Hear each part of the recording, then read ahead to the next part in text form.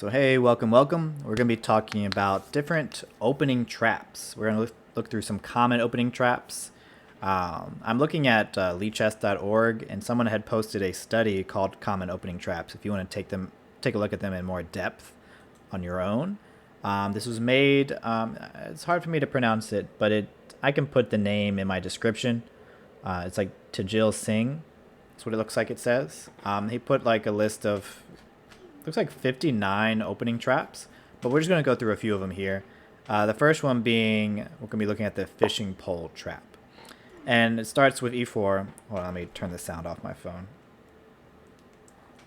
It starts with e4, and black's going to respond with e5, knight f6. All right, typical Roy Lopez opening. We're going to go knight f6. All right, now they've castled. And what they want us to do here for the fishing pole trap, it's a trap done by black, is knight to g4. All right, so they attacked with h3.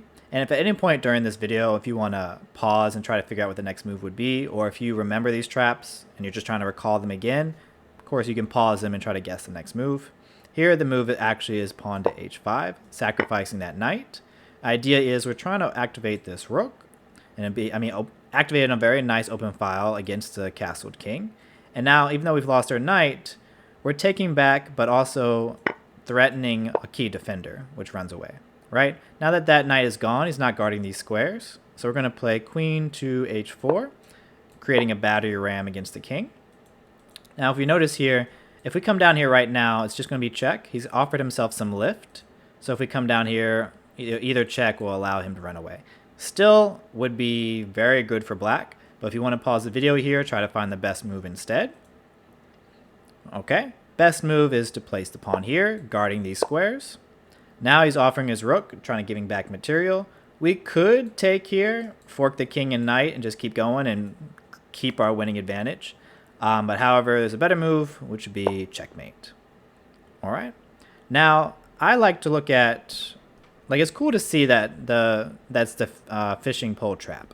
But if we're playing as white here, and black plays something really awkward, like knight to g4, how should we play? Right? Now, we can still attack the knight. However, after h5 happens, we just learned that we should not attack it to activate this rook, putting attack on our knight, and then the queen coming, right? So it's actually fine just to leave our pawn here and leave the knight placed awkwardly, right? So we're just not taking it. Instead, from here, we're going to just do normal development. We can either do knight to c3, or we can play something like c3, looking for d4 to kind of take control of the center, and just keep moving. And eventually this knight will have to just come back and just admit that he was wasting his time. It's only at the point where we take and allow all these lines to open up that we have a big issue, right? So if we're playing as white against the fishing pole trap, don't take the knight. And it's really easy to do in speed chess, to really just be like, hey, that's a knight, he made a mistake. No, he didn't. He's instantly winning against you.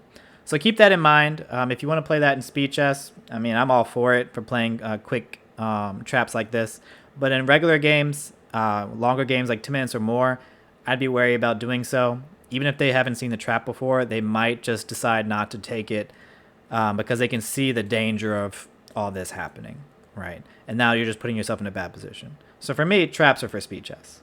But this is good to know, have in your back pocket. If you catch it in speed chess, you're like, I know what they're doing, and you do something else. All right, next we're going to look at the Englund gambit trap. This is variation 1, according to the author. All right, so it starts with d4 as white. We're going to play e5, offering a pawn. They take. We're going to attack the pawn. They're going to defend. We're going to attack it again. They're going to defend again. And now in this case, you notice that not the bishop is left.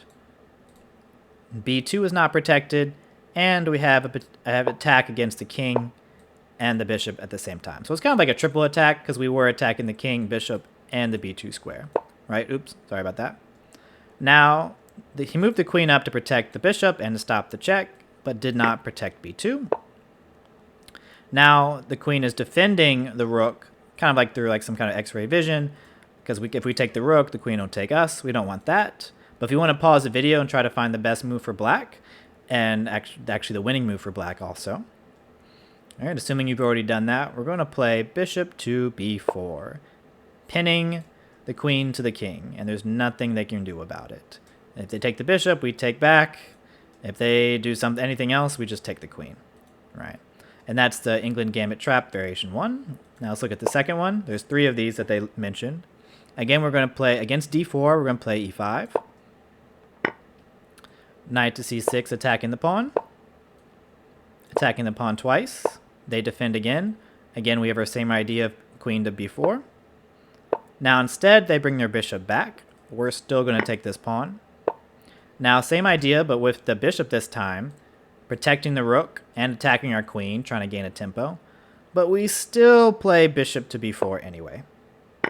All right, now we have some options, and you're welcome to pause the video again if you want to check to see what the best moves would be. We could take the rook, we could take the bishop. What should we do? In this case, we're going to just take the bishop, because now look at what we have now. We're threatening a fork here. Well, now it's even worse because they defended with the knight. And we were also attacking the rook. So now we're taking, and we're just going to pick up the queen. I wouldn't bank on grabbing the king, but you would still get a winning... grabbing the queen, but you still get a winning advantage here. All right, now we're going to look at the third variation. Let's see. Okay, so d4, e5, takes, attack, attack again. Same thing. All right, and we're going to take this pawn. All right, and now we know what to do, right? Bishop to b4. We're going to take. Now we know something different happened, right? Pawn here. Now what do we do? Do we take the rook? Do we take the pawn anyway? What if we take the pawn? And now we can pick up the rook. So why was this better? If we look back... Oops, hold on.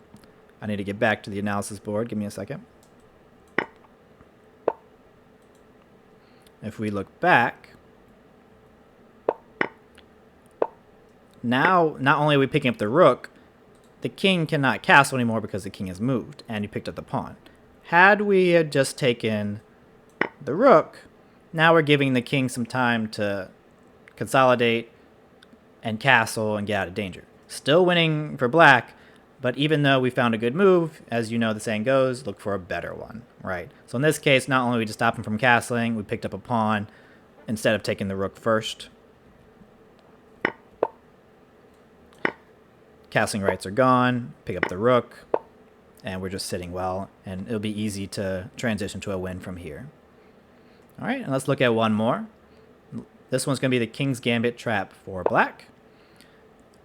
King's Gambit, e4, e5. It should be f4 coming. Yep. And let's see here. Now, for the King's Gambit trap, you need to play bishop to c5. So you're kind of offering the pawn, and taking the pawn here is actually losing for white right away. They should not take the pawn. That pawn's not free to take. But if you want to pause the video and try to see what would be your continuation from here. All right. So by taking the pawn, this move to queen to h4 becomes way more dangerous. Any way they protect is bad for white. So if they play g3, we're just going to pick up this pawn. And notice that we were attacking the rook while also checking at the same time. And we pick up the rook, and we're sitting pretty. We're up material. Simple, just develop from here on. Don't lose your pieces. We have attacks going on, so, I mean, you're sitting good here. If we look at it again, notice that this was possible. Let's back up here. Notice that this was possible because when this was taken, now coming here attacks this e4 pawn, now that this pawn is left, right? So when they took, it just created this check, this check and attack of this pawn. And by playing g3, you're opening this diagonal for the queen. Now the alternative is actually much worse. The only other move possible for white is to move up. And now playing here to e4, that's automatic checkmate, which would be a very unfortunate loss. So be careful when you're playing speed chess. Be careful when you're playing the King's Gambit. Don't just take this pawn. I don't know much about the King's Gambit, honestly, but if I were, I would need to study it heavily because you're really opening up this diagonal and just kind of asking for it if you don't know how to play correctly. But I do know if you do see bishop to c5, I would say just go ahead and play knight f3 and kind of block any funny business on this diagonal. Okay.